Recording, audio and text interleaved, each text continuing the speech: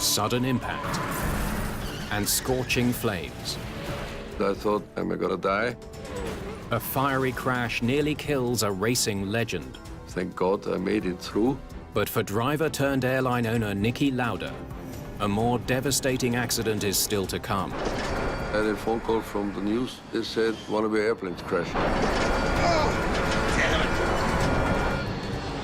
We just couldn't find the smoking gun. Austria's famous champion defies conventional wisdom. If they had lost only 10%, they would still be here. Fights to uncover the truth. It's my name, my airplane, my crash. And discovers a new and widespread threat to modern aviation.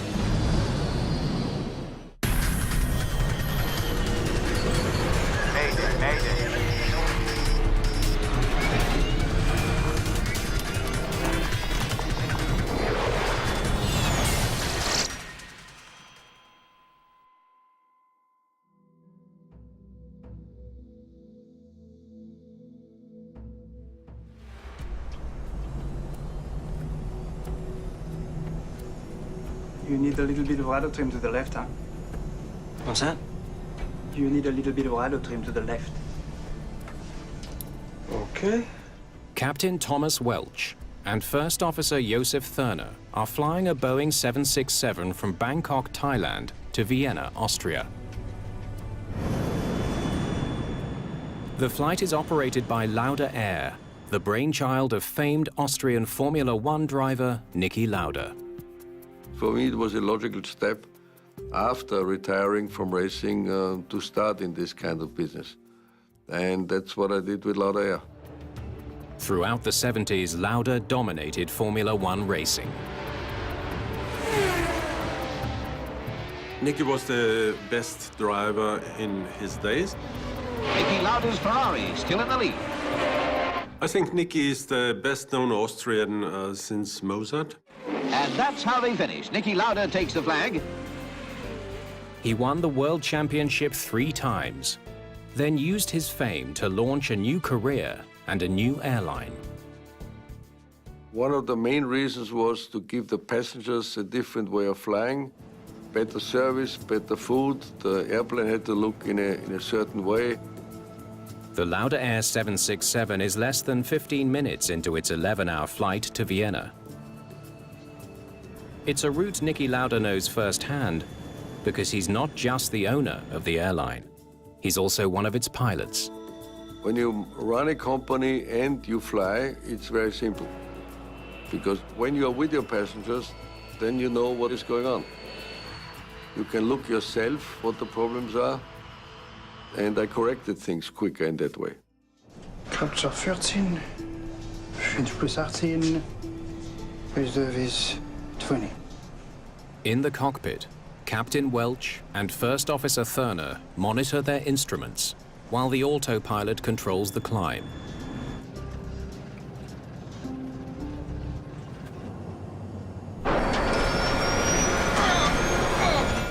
Suddenly, the plane begins dropping from the sky. Christ!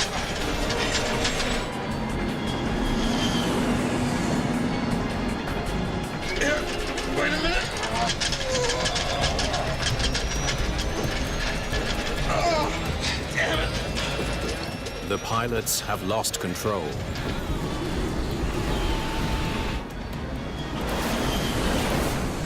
Lauda Flight 4 is plummeting to Earth.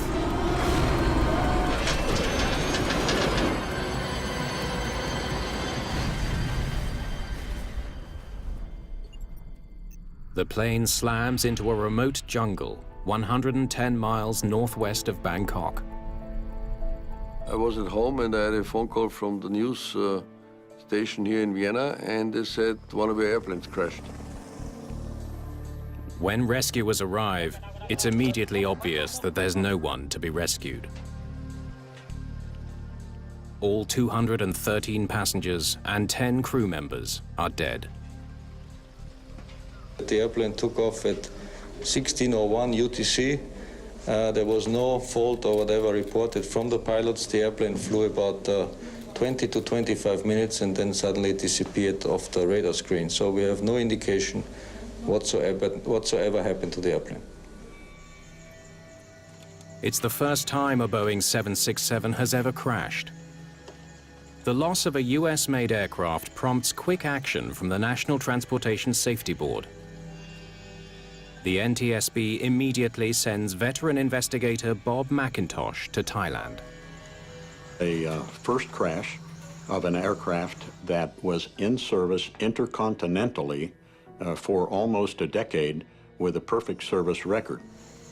It was extremely important for us to learn what had happened. 223 people are dead, and one of the world's most popular planes lies in pieces in a remote Thai jungle. Most of the territory was mountainous, very tropical type territory. We recognized that we were going to have a major challenge trying to identify all the components. The difficult terrain isn't the only problem the investigators are facing. There were numerous local folks around, and unfortunately, they were not controlled by the local police. There was looting and treasure hunting going on around the crash site. First thing we got to do is put a stop to that. Looters are swarming the wreckage. Vital evidence is in danger of disappearing. It was of great concern to us that critical parts might have been taken away from the site simply by folks who didn't understand the criticality of that evidence. The badly burned wreckage is strewn over a square mile of rough terrain. We were confronted with what appeared to be evidence of a in-flight breakup, in that the major components, the cockpit, the tail, the main body, they were scattered far enough apart that certainly they had not come down together. The large field of debris leaves McIntosh with little doubt. The 767 broke up in mid-air, not when it hit the ground. What could have caused that? So it sounded like an explosion. Witnesses say the plane blew up and came down engulfed in flames. The evidence is pointing to a troubling possibility. Lauda Air Flight 4 was brought down by a deliberate act of sabotage. There was a lot of speculation about the possibility of a terrorist act affecting the aircraft. Glad to have you on board. Let me show you where we're at so far. This is Fred. Boeing sends its own investigator to Thailand. Kevin Darcy has an intimate knowledge of the 767. He helped design the plane. He too suspects this could be a case of foul play. It is pretty unusual for an accident to occur on the early climb-out portion of the flight. My initial thought was that it was some sort of sabotage or a missile or something like that. It's been just 3 months since Western powers pushed Saddam Hussein out of Kuwait in the Persian Gulf War. The timing sparks rumors of a revenge plot, a terrorist attack against a soft target, Lauda Air. They pop into your mind, ideas like that, and you have to work kind of hard to get those out of your mind so you can just see where the facts take you.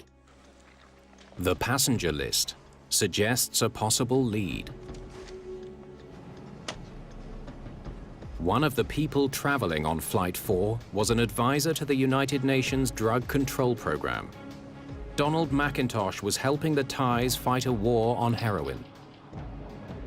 Perhaps the powerful drug barons who rule Thailand's Golden Triangle have somehow engineered the disaster.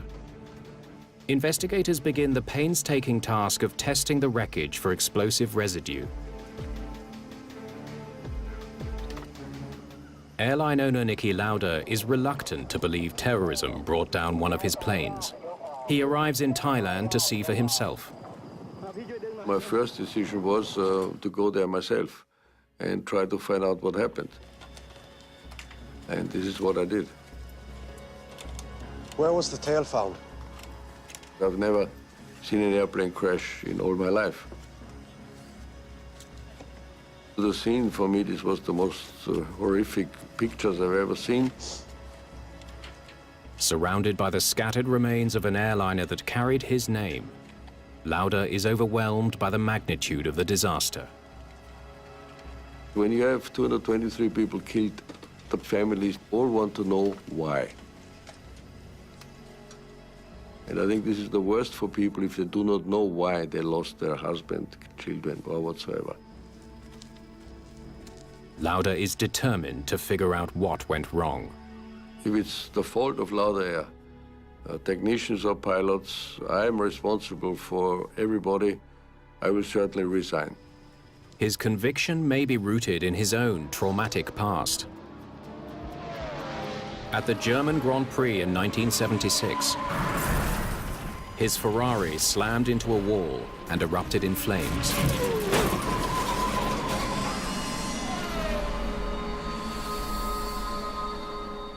Lauda suffered third-degree burns to his head and body.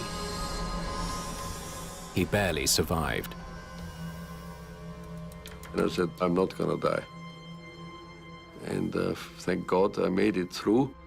But it was very touch and go, not because of my burns, it was my lung damage, which was the problem.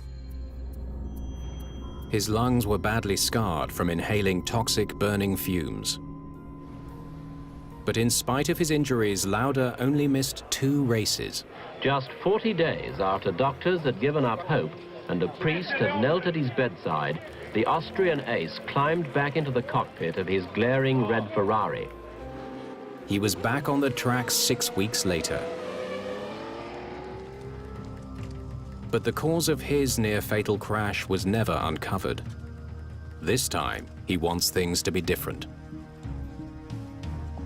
After the crash near Bangkok, the only way for him to survive as an intact person was to find out what really had happened. Finding answers won't be easy. Early evidence from the crash site is already raising doubts about the bomb theory. One of the most important signatures in looking at terrorism is to look at the baggage containers in an aircraft and see if they're damaged in any way and what that damage is, if there are signatures of explosions. I don't know. There's no charring. There's no outward pedaling. Doesn't say bomb to me. We didn't see any evidence of terrorism. The black boxes may have captured important clues about the cause of the in-flight breakup, but they're badly burned. To have any hope of retrieving the data, Thai investigators need to send the boxes to a sophisticated lab. Bob McIntosh makes the case for the NTSB to get the job. They should go to Washington.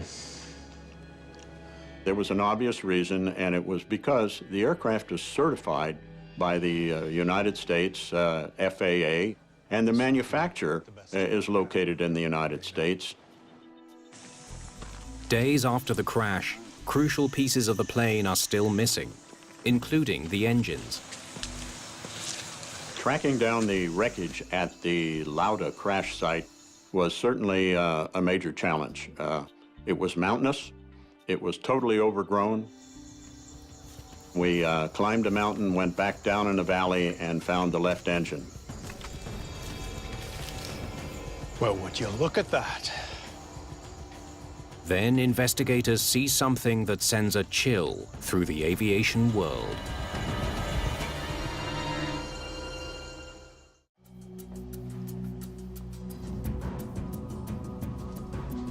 Investigators in Thailand have made a surprising find.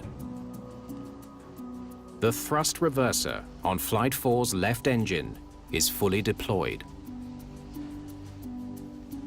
Once we actually saw that the thrust reverser had deployed, for me it was shocking. It was not anything I really expected would happen. Thrust reversers help jetliners come to a stop on landing. They work by redirecting engine thrust forward to slow the plane down. Left side deployed in midair. No doubt. Planes have built-in safeguards to prevent reversers from deploying during flight. But even if it does happen, it shouldn't cause a crash.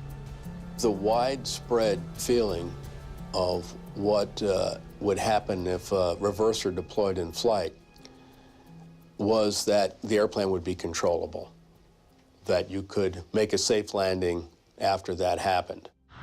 In fact, flight testing has already shown exactly that.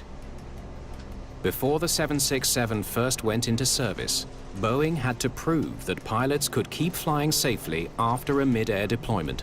I was actually on one of the flight tests when we tested the thrust reverser deployed.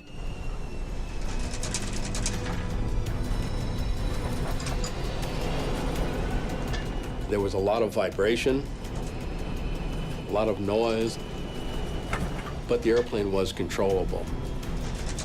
The pilots only experienced a small loss of lift. As a result, Boeing certified the 767 as capable of continued safe flight and landing under any possible position of the thrust reverser. But the discovery of an engine with a deployed reverser is so unusual, investigators must conclude that it's somehow related to the crash. How does a thrust reverser bring down a 767? We're missing something. If it turns out that a faulty thrust reverser can bring down a plane, it has ominous implications for the entire airline industry. The lives of hundreds of thousands of passengers around the world could be in jeopardy. We recognized that we had something that was very unusual and would require a lot of analysis. The deployed thrust reverser is the strongest lead investigators have. But no one can figure out how it could have caused the crash. What would have caused the loss of control of the aircraft, because it had been demonstrated that this very condition could occur in the air, and you could continue to land.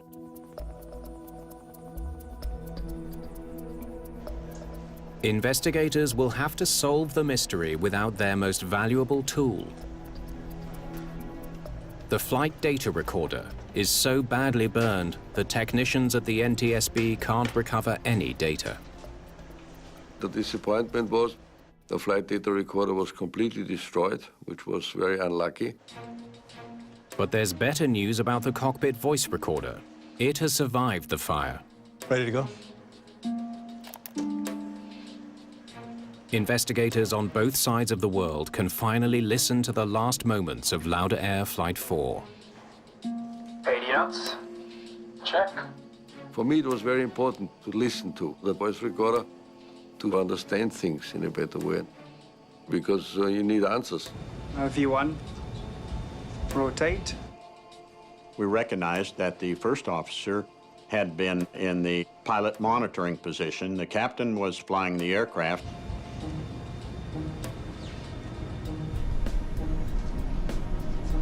Positive rate of climb.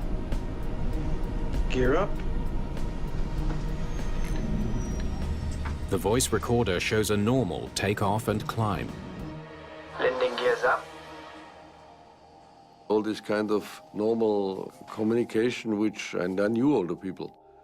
So for me, it was honestly hard. This was the hardest part of all my life. We are clear to level 310 and maintaining Lauda 4. Flight 4 climbs to 7,000 feet without a problem. A little more than 5.5 minutes into the flight, the first hint of trouble. Scheiße. That keeps, It's come on. What's come on? Some kind of warning. The pilots have noticed an alert that's come on in the cockpit. Could this be the clue that unlocks the mystery of Lauda Flight 4?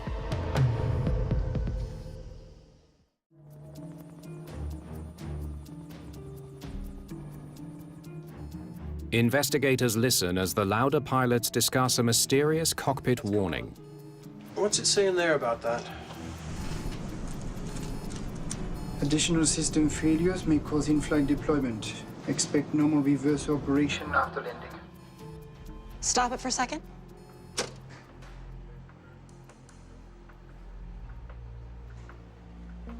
Additional system failures may cause in-flight deployment. He's talking about the reverser isolation valve warning. The warning relates to a valve in the left engine's thrust reverser. The hydraulic isolation valve controls the flow of hydraulic fluid to the reversers. When it's open, the reverser can be stowed or deployed. When it's closed, the reversers won't budge. Okay. The crew doesn't sound worried about the warning. The reverse isolation warning that was presented to the crew was an abnormal but not emergency issue, and it didn't require any action by the crew other than to be advised that the thrust reverse might not be available on landing. Okay.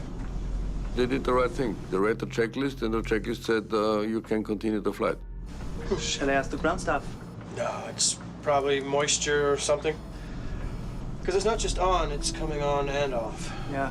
It was a non-emergency issue, and they simply discussed it. You know, it doesn't really, well, it's just an advisory thing. To make sure that they felt comfortable that it was not something that was going to interfere with the flight. I don't, it could be some moisture in there or something. Grabschap 14. 20 plus 18. Reserve is 20. For 5 minutes, nothing happens. Then... Oh, reversers deployed! Oh, Christ!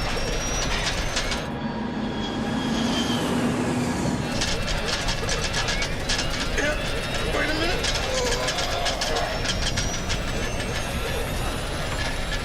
Oh, damn it.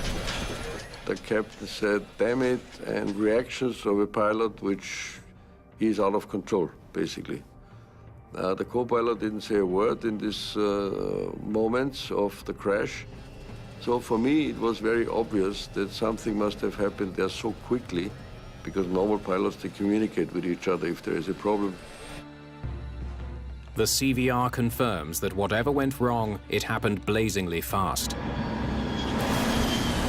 Just 22 seconds later, the sound of the plane being ripped to pieces.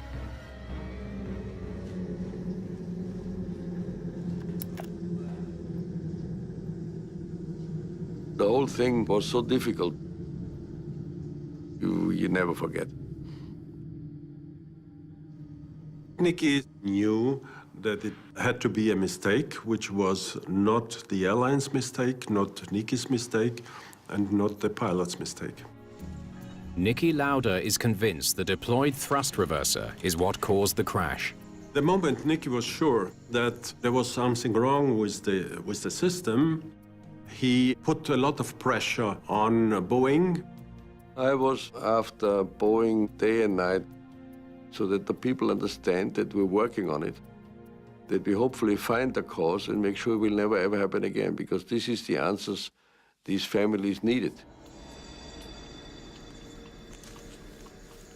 With pressure mounting on Boeing, Bob McIntosh returns to the crash site in search of any evidence that can help explain what went wrong. Let's get to it.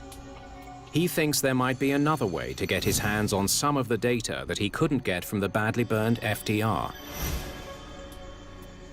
We scampered out there with a couple of rudimentary tools like pliers, a screwdriver, and whatnot, and got out there as fast as we could.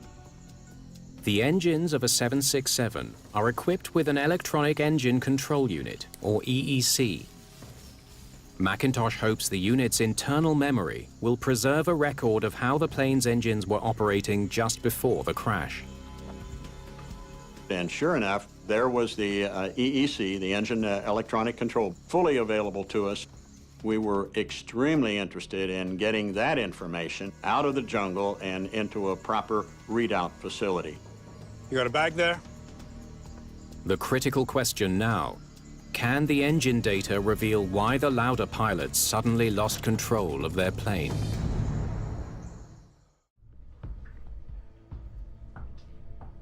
Investigators may be a step closer to understanding what brought down Lauda Flight 4.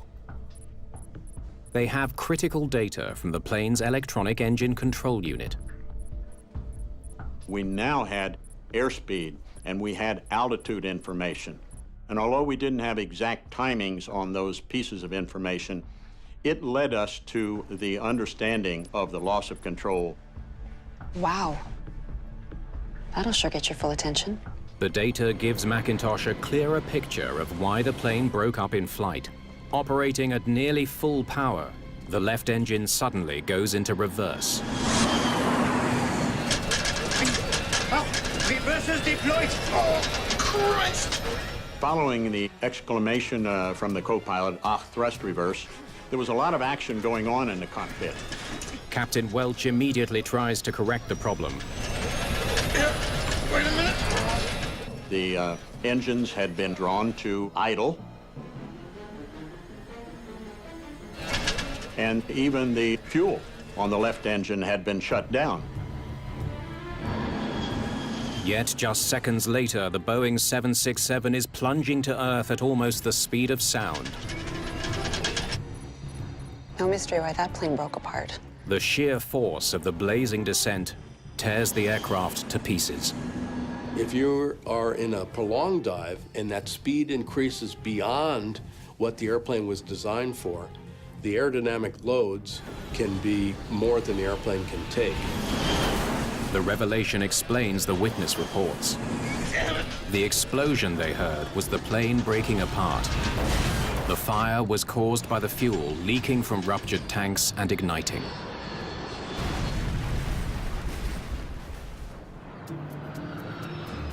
Niki Lauda travels to Boeing headquarters in Seattle.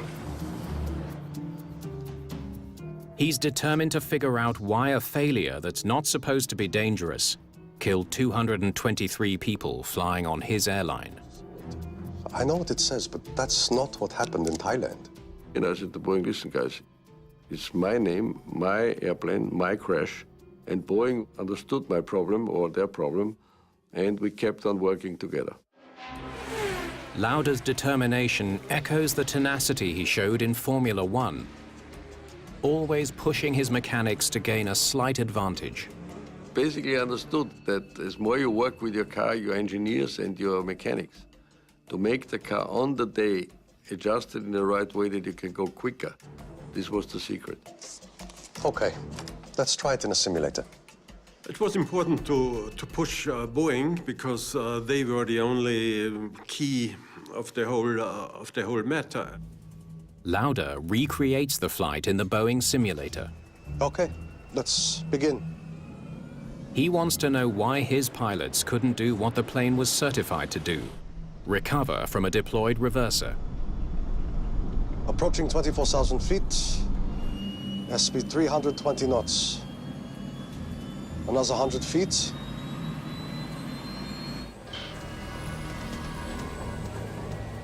It was incredible, because the airplane just turned around and you couldn't do anything.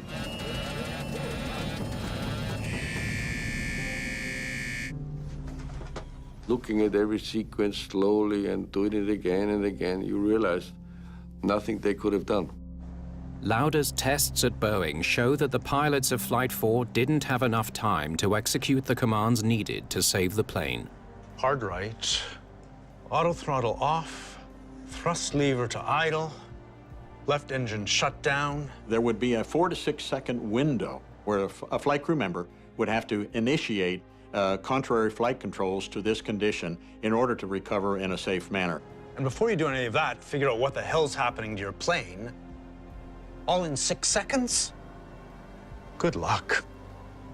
It was just too late. The aircraft was going to assume a very nose-low, high-speed attitude. Reversers deployed! Oh, Christ! It's clear the accidental deployment of a thrust reverser is much more than a harmless malfunction. It can be fatal. It was evident to the Boeing company and to the FAA certification authorities and to the operators of Boeing 767s around the world that this was going to be a major, major issue. The finding has staggering implications. Investigators must figure out why the reverser deployed in the first place According to the aircraft's designers, it just shouldn't happen. It was pretty obvious after a while to understand that the thrust reverse made the airplane crash. So this was clear, but you still need to know the exact cause, and then especially for the future, what you're going to do to make airplanes safer. The reverser deployed, and those guys couldn't recover. Let's figure out why that happened. For the reverser to deploy, it requires you have two separate and independent valves open. The first valve is the isolation valve that controls the flow of hydraulic fluid. But the reverser won't deploy until a second valve, the directional control valve, moves from stow to deploy. Investigators wonder if that crucial second valve somehow ended up in the wrong position. To the investigation team, the directional control valve was a very critical portion of the evidence that we needed for analysis. But the crucial component is nowhere to be found. It's likely that looters at the crash site have got hold of it. The directional control valve was gold-colored. We speculate that someone thought it had some value just for being scrapped or sold. We need to find the directional control valve. That's not our top priority. That's our only priority. They offer a cash reward to get it back.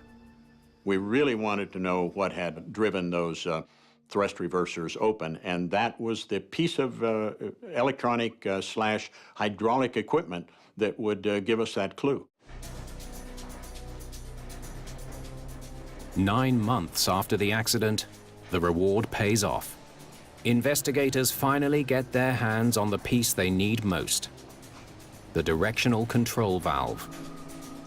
Someone showed up to claim a reward. They presented the piece of evidence, and it made its way relatively quickly to the engineering assessment lab out in Seattle, Washington. Investigators are eager to know what position the valve was in at the time of the accident. In one position, it tells the thrust reverser to stow and remain stowed, and in another position, it tells the thrust reverser to deploy.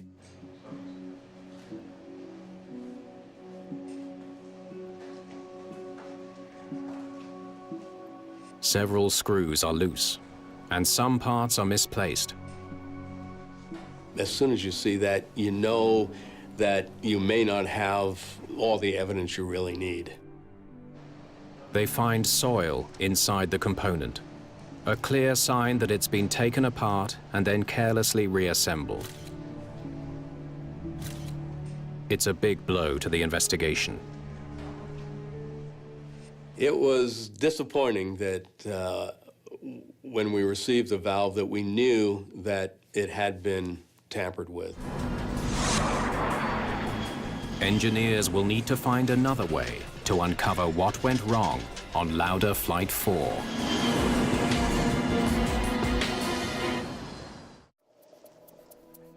Niki Lauda continues his quest to understand why the pilots of Lauda Flight 4 couldn't save their plane. He reviews Boeing test data that shows a 767 should lose only 10% of its lift if a thrust reverser deploys accidentally. Trust me, if they had lost only 10% of their lift, they would still be here.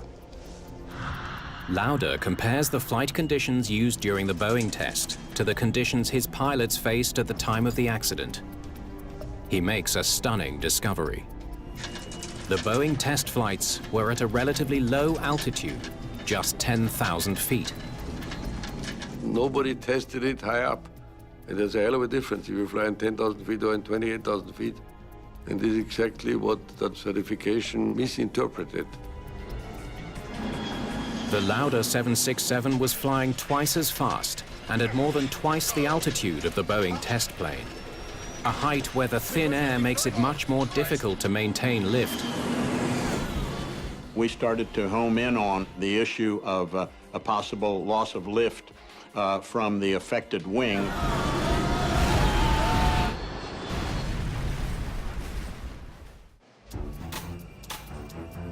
Boeing engineers can imagine only one scenario that might make a reverser deploy unexpectedly in mid-air. The theory calls for the accidental activation of two key valves at the same time. You have to have both the isolation valve open and the directional control valve at the engine open to the deployed position. The problem is, they can't figure out how to make that happen. And until they do, it will be impossible to prevent it from happening again. There's a number of combinations of things that you needed to look at, like a bad relay and a cut O-ring, or a shorted wire, say, and debris in a valve that would combined cause the unwanted deployment.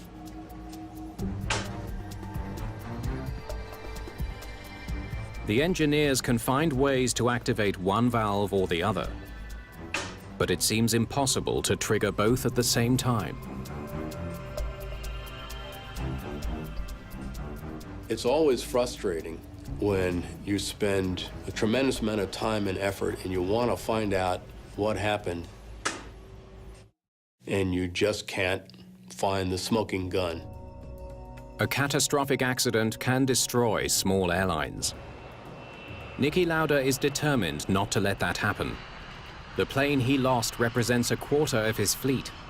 He needs another plane in the air to keep his business. One of his major assets was his competition spirit, and he wouldn't accept no, and that's not possible. He finds a jetliner in France that no one is using. Within weeks, it's been added to Lauda's fleet. I picked up a 767 in Paris, flew it to Vienna to replace our crashed airplane to keep on flying our schedules. To run an airlines business is harder than to win 3 world championships in Formula One, I can tell you that, because the business challenges in an airline are enormous. The tests at Boeing finally pay off, and the engineers make a major breakthrough. They're now able to trigger the double failure needed to accidentally deploy a reverser. We could get that system to activate by introducing a short, a direct short in a system. The wires for both valves were bundled in the same harness. A fault across several wires in that harness could have triggered the simultaneous short circuits. But because the wires were so badly burned in the crash, there's no way to determine what caused the short in the bundle. Scheiße. Yeah, that keeps, let's come on.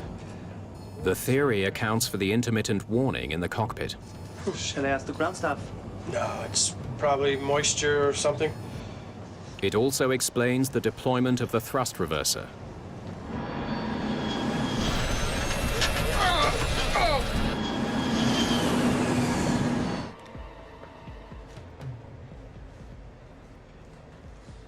Two shorts in 2 valves at exactly the same time?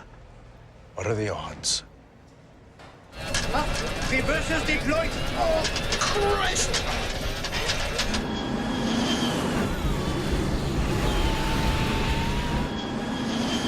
I was upset that the airplane did something where a human being couldn't react anymore.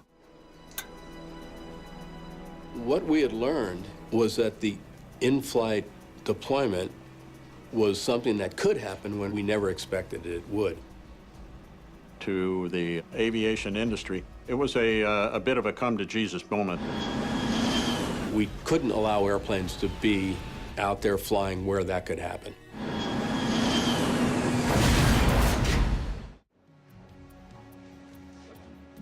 One of the most shocking lessons learned from the Lauda accident is how serious a reverser deployment can be at high speed and high altitude. There were other airlines that joined in the questioning of how could this possibly affect the flight path to the point where you lose control. The answer to that question goes back to the 1970s. To increase fuel efficiency, designers moved towards sleeker aerodynamic designs. They begin mounting engines closer to the crucial leading edge of the wing. In the case of the 767, they're up way closer to the wing, and their relative size to the wing is much bigger. So the effect of reverse thrust on the 767 would be way greater than it would be on a 747. The design of the thrust reversers also changes. Earlier models used buckets at the rear of the engine that redirected air near the back of the wing. Newer designs redirect air closer to the front of the wing. To find out how the changes might affect aerodynamic lift, NASA runs a series of special test flights. Okay, recorders on. Flying a DC-8, NASA pilots match the Lauda flight's high speed and altitude. Okay, you should be deploying those. Then they deploy a reverser. There they go. The results are dramatic. Pretty strong up with that one. There was about a 25% loss of lift over the affected wing. That loss of lift would result in a roll rate that would be extremely difficult for a flight crew to combat. Deploying one reverser while keeping 3 engines operating normally sends the DC-8 into a terrifying dive, falling at almost 9,000 feet per minute. Okay. The experiment reveals why Flight 4 lost so much lift. Unlike previous designs, modern reversers disrupt the smooth flow of air over the wing, which decreases lift. The stunning results change commercial aviation worldwide. In-flight deployment of a thrust reverser is no longer considered controllable. And a series of mechanical locks now ensure that even if both valves get energized in flight, the reversers can't deploy. There were some major efforts made worldwide to make sure that the improvements of a sync lock system were installed in every operational airplane and every airplane that was manufactured thereafter. For Niki Lauda, it is total vindication. I was affected myself. I was affected as a pilot, so this drove me all the way to the extreme to find out as quick as possible what happened. The sports hero has gone from winning championships to protecting the lives of passengers. Niki wanted, for his own sake, to have the matter cleared, and of course for the sake of any passenger who stepped into a 767. Lauda Air continued to operate for 9 more years after the accident. In 2000, it was folded into Austrian Airlines. For me, the worst thing in life is gray areas. I hate gray areas, and there are a lot of airplane crashes been in the past where you really do not know exactly what happened. And in this crash here, thank God, it was clear what was the cause, and it was fixed for all airplanes worldwide. So I think this is the only good thing out of this terrible crash.